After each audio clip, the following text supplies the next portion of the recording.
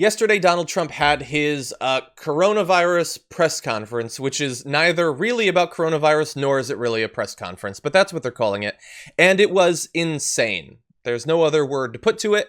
I'm not going to show you the video because that's what he wants. That's why they put it together. But just so that you know what we're talking about, I decided to take a couple of graphic elements from it.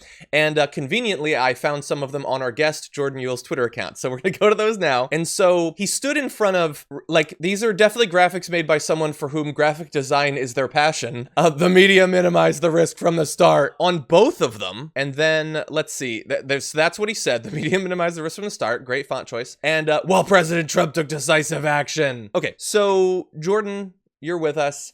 What is going on in our country at this point? Like, I understand his goal. It is to obviously to create a sensation. Maybe send a few people to go watch Sean Hannity, from which he took some of this footage. What did you make of it? What do you think the appropriate response to yesterday's display was?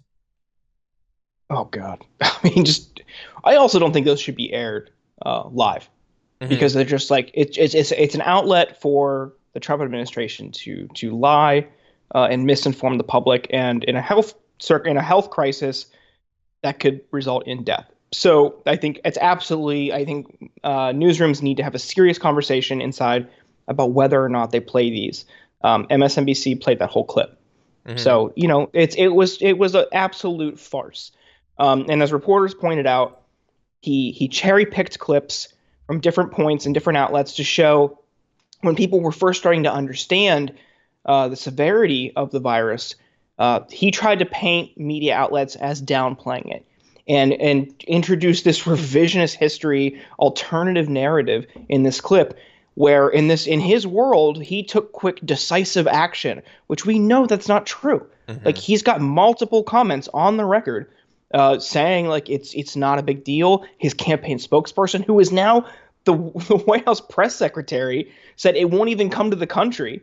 I mean, there's just from December through, maybe the beginning of March, end of February, they just lied about it constantly. And people knew the consequences of it. That's what we saw Burr and the senator from Georgia, who's Loeffler, and a handful of others dump their stock. They were doing insider trading because they knew it was coming.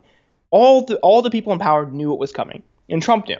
And to act like he acted swiftly and decisively is an outright lie. Yeah, and look, I don't like going over it every single day, but the little bit of influence that I have on literally anything is to hopefully correct the record occasionally and make sure that people who might be every day new people enter into this ridiculous political world that we have. And I want to make sure that they're armed with the right information.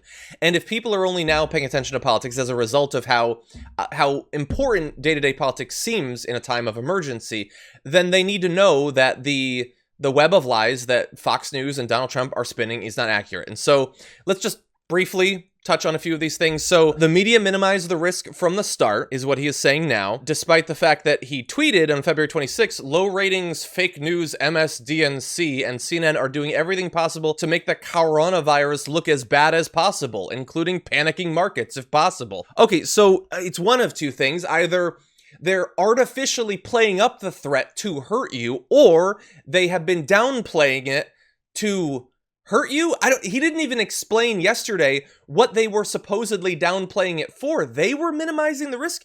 They were attacked over and over and over again. Let's bring up, this was from, this is from March 10th. Laura Ingraham, Trump confronts the panic pushers. And then February 27th, Varney, Dems are drumming up panic about coronavirus. I will say, I wanted to find examples of each of them doing this. And there was one that, at least in the brief search that I did, I wasn't able to find. I literally hate giving credit to this person, so I'm going to remind you that they are a white supremacist whose show exists to support white supremacy in America. But Tucker Carlson, even as far back as March 9th, actually criticized sort of implicitly Fox News for minimizing coronavirus. So the media did minimize it, but specifically inside of Fox News. That's what I was able to find. Right. Yeah, it's a complete and total 180 on this. Like, I'm so curious. I don't watch Fox. But I'd be so curious to see how they're trying to spin this, because they know exactly what they did. Like, they lied about it. They covered it up. They downplayed the severity.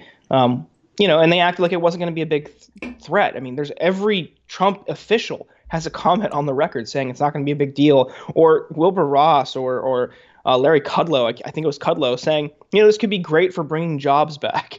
Like there's everything about it. Yes, Um, yes. they Great were also point. talking about reopening the economy a couple weeks ago for Easter. Like Hmm. they were just like ready to charge through it. Now all of a sudden it's severe. I don't know. I'm sure there's people out there that believe it, but it's absolutely laughable if they're trying it. Yeah, and hopefully they won't get away with it. I am worried that they in fact will, especially when, like, the New York Times, who he spent part of the coronavirus press conference attacking, all of what happened yesterday. And I know that we're just talking about one part of it now. We're going to talk about it a little bit more, but that whole thing, which was like in any other, like, imagine if Barack Obama was just going along in his normal way, and then one day he had a press conference where all of this stuff happened. Like, people would lose their minds. But how is that presented? Thanks to the normalization that we've experienced day by day. The New York Times headline was, Trump turns daily coronavirus briefing into a defense of his record. He played like a Sean Hannity propaganda video, and then he had staff take time out during a pandemic to selectively edit clips of reporters to make him look good. That's not just defends his record, it's an obvious lie about it. Like, they don't even, if you just read that, you can't even tell that he was lying. Like that Right. Sean Hannity, in the clip that he put, Sean Hannity clipped himself talking to a report, like a doctor or reporter, way back in like January, and he made it seem as if he was taking it seriously when the part they cut the video, and if you continue, he's like, yeah, so we'll go send some help to China and just stop it there and we'll be fine. But like, obviously he didn't include that, so Sean Hannity knows what he spent months doing.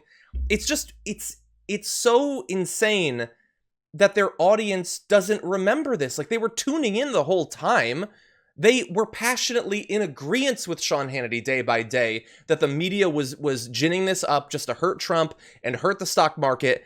And they pivot 180 and they have no memory that that past life even exists. Yeah, I mean, it's complete and total dishonesty. This is, they're trying to cover for him every step of the way, and it's horrifying because right now nurses don't have enough protective equipment. People are out of work. Tens of millions of people, are going to lose their jobs. Millions of people lost their health insurance.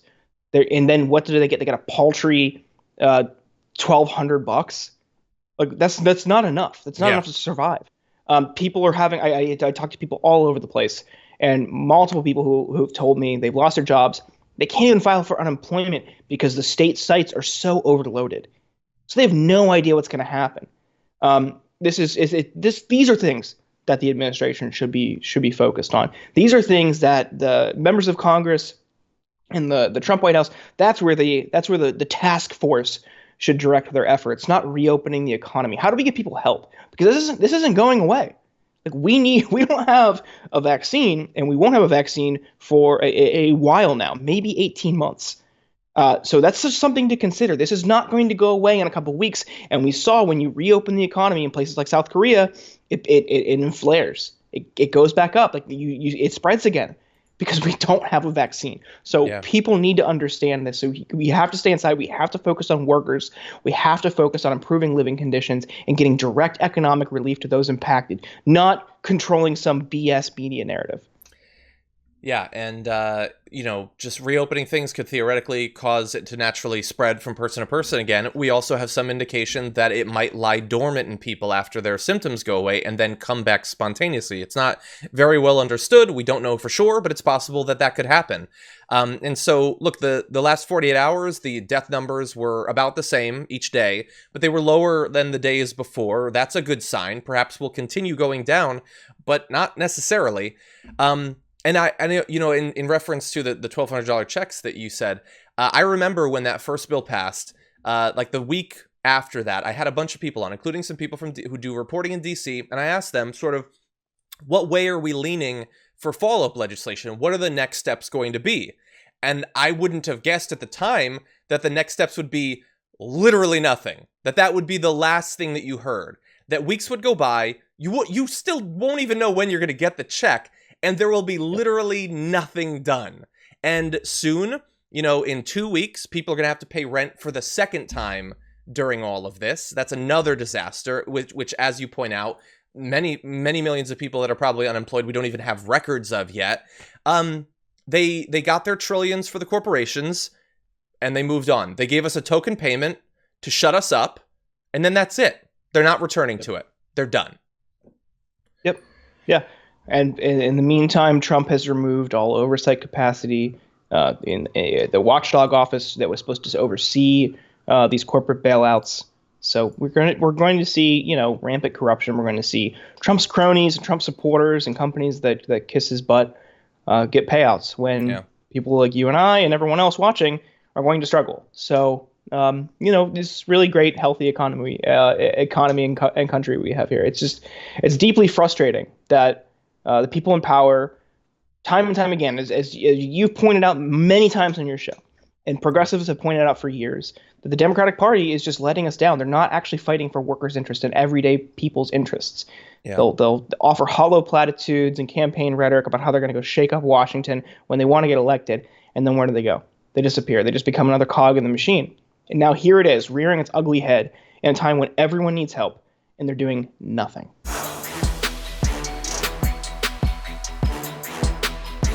Check out the Damage Report podcast each day, wherever you get your podcasts, whether Pocket Casts or Stitcher or iTunes. You can join me as I give you the news and stories you want, with a range of co-hosts and interview guests jumping in on the fun each day. Again, that's the Damage Report, wherever you get your podcasts. And if you get them at iTunes, don't forget to rate and review. Sometimes I'll read them live on the show.